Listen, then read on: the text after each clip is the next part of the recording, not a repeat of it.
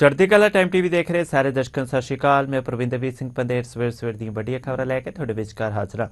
सब तो पहला गल करदे श्रोमणी गुरुद्वारा प्रबंधक कमेटी दी, जिन्हां वल्लों पंजाब सरकार जां कह लई कि पुलिस प्रशासन नूं सहयोग देण तो ना कर दित्ती गई है। बीते दिन ही तुसीं सुणिया होवेगा कि साहिब श्री गुरु ग्रंथ साहिब जी दे 328 गायब सरੂਪਾਂ ਦੇ मामले 'ਚ पंजाब सरकार ਵੱਲੋਂ ਜਾਂ पंजाब पुलिस ਵੱਲੋਂ एक FIR दर्ज करी गई। उस तो बाद सिट का गठन किया गया ते हुण कार्रवाई चल रही है ते कई जिहड़ी कि SGPC के अधिकारियों नूं इस विच नामजद किया गया अते गिरफ्तार भी किया गया। तो हुण SGPC के अधिकारियों की एक मीटिंग हुई है जिस विच उन्होंने फैसला किया कि पुलिस प्रशासन नूं SGPC किसी भी तरह का सहयोग नहीं देगी। दस दी कि SGPC के सकत्तर प्रताप सिंह ने इस मीटिंग की अगवाई की। उन्होंने कहा है कि SGPC पंजाब पुलिस नूं किसी भी तरह का सहयोग नहीं करेगी।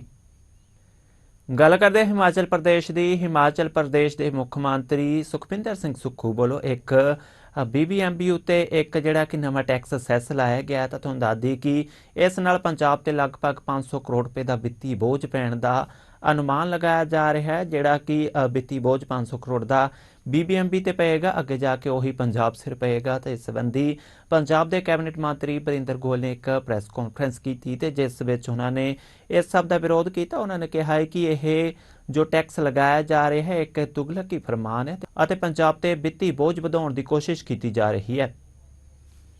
पता नहीं किहड़ा कानून कढ़िया कित्थों दी गल चक्की आ ते जिहड़ा सारा नंगल डैम दा सी, सारी जमीन, सारी मशीनरी, सारा कुछ इकट्ठा करके कीमतां आपे कीमतां सैस कर लियां ते उहदी असैसमेंट करके ते जिहड़ी साडे लवे जानकारी है कि उत्थों दे मुख मंत्री साहब कह रहे थे कि मैं ते 4% टैक्स लाउणा सी पर मैं किसी कारण 2% टैक्स ला रहा हले फिलहाल।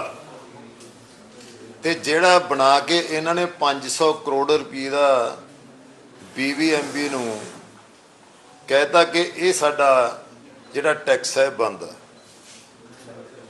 ते इस टैक्स की जिहड़ी अमाउंट है BBMB के पूरे बजट तो मतलब कहण दा कि 20% BBMB का बजट है जिहड़ा ये इन्हां ने वधाता। ते इस दे लई क्योंकि पंजाब जिहड़ा है ये बड़ा हिस्सेदार है ते बोझ भी साडे दी सब तो वध पैना है।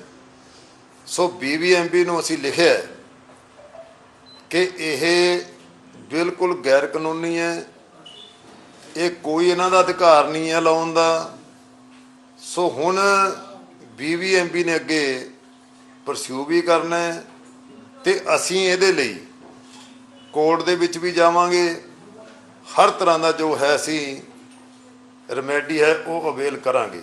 गल करदे हरियाणा की। हरियाणा के मुख मंत्री नायब सिंह सैनी ने एक प्री बजट मीटिंग की है जिस विच हरियाणा के बजट उत्ते तां चर्चा की गई तो इस दे नाल अगले सालों लई भी एक रूपरेखा तैयार की गई। हरियाणा के मुख मंत्री नायब सिंह सैनी ने कहा है कि 2047 तक जो प्रधानमंत्री नरेंद्र मोदी वालों विकसित भारत का संकल्प उलीकिया गया है तो हरियाणा उस विच सब तो मोहरी होवेगा।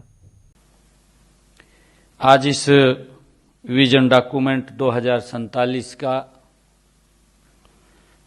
जो यहाँ पर अलग अलग विषय के ऊपर जो 6 स्तंभ हैं, उन 6 स्तंभों के ऊपर 2047 में हरियाणा किस प्रकार का होगा उसके ऊपर आप सबके बीच में प्रेजेंटेशन दी गई।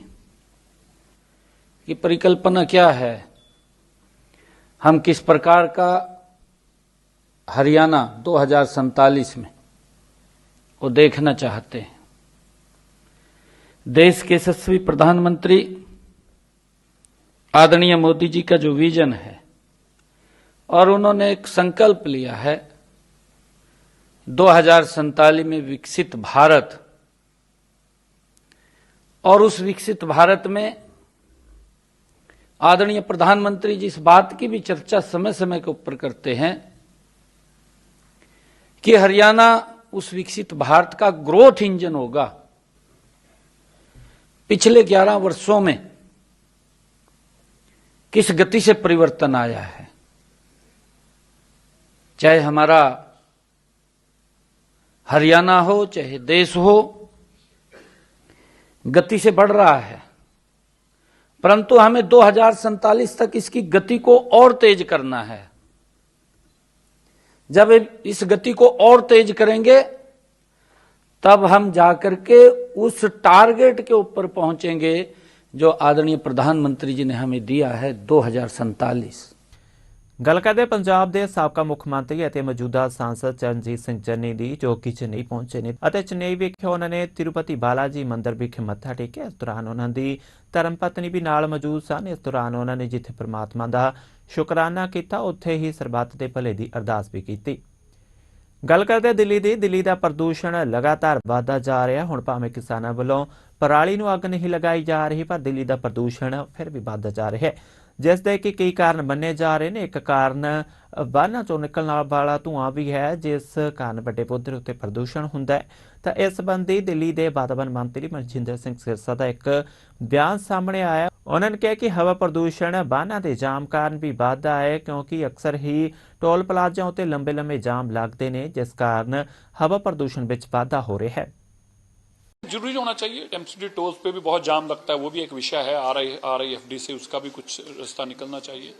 लेकिन माननीय सुप्रीम कोर्ट का ऑर्डर तो मैंने अभी पढ़ा नहीं है, पर सरकार भी इसकी चिंता कर रही है, माननीय कोर्ट भी, सब लोग इस पे लगे हुए हैं। ये बहुत बड़ा चिंता का विषय है। देखिए 1985 से ये विषय चल रहा है और आज 40 साल हो गए। हमें खेद है कि 40 सालों में सरकार इसका समाधान नहीं निकाल पाई और 35 साल तो लगभग ये पुरानी सरकारें आपके सामने निकल गई हैं। हमें दुख है कि इसको अभी तक मसला हल नहीं निकल पाया। सर, सुप्रीम कोर्ट ने कारों की संख्या को लेकर भी बोला है कि उस पर भी विचार होना चाहिए। क्या उनको कम करने से क्या प्रदूषण कम होगा?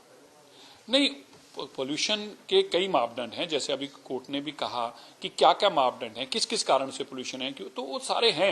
अब उसके ऊपर एक रिपोर्ट के लिए हमने IIM के साथ भी टाई अप किया है और आने वाले दिनों में उससे भी एक हमारे पास जानकारी आएगी और इस तरह की और संस्थाओं के साथ भी हम तालमेल बना रहे हैं कि किसके बेहतर स्टडी कराई जा सकती है। ਗੱਲ ਕਰਦੇ ਅੱਜ ਦੇ ਮੌਸਮ ਦੀ। ਅੱਜ ਦਾ ਔਸਤਨ ਤਾਪਮਾਨ 15 ਡਿਗਰੀ ਰਹਿਣ ਵਾਲਾ, ਇਸ ਦੇ ਨਾਲ 87% ਹਵਾ 'ਚ ਨਮੀ ਰਹੇਗੀ ਤੇ 8 ਕਿਲੋਮੀਟਰ ਪ੍ਰਤੀ ਘੰਟਾ ਦੀ ਰਫ਼ਤਾਰ ਦੇ ਨਾਲ ਹਵਾਵਾਂ ਚੱਲਣਗੀਆਂ। ਤਾਂ ਤੁਹਾਨੂੰ ਦੱਸ ਦਈਏ ਕਿ ਪੂਰਾ ਦਿਨ ਧੁੰਦ ਛਾਏ ਰਹਿਣ ਦਾ ਅਨੁਮਾਨ ਹੈ। ਹਾਲਾਂਕਿ ਕਿਤੇ ਹਲਕੀ ਜਿਹੀ ਧੁੱਪ ਵੀ ਚਮਕ ਸਕਦੀ ਹੈ, ਪਰ ਮੌਸਮ ਠੰਡਾ ਰਹੇਗਾ। ਸਵੇਰ ਦੀਆਂ ਵੱਡੀਆਂ ਖਬਰਾਂ 'ਚ ਅੱਜ ਲਈ ਬਸ ਇੰਨਾ ਹੀ। ਮੈਨੂੰ ਦੇ ਇਜਾਜ਼ਤ। ਧੰਨਵਾਦ।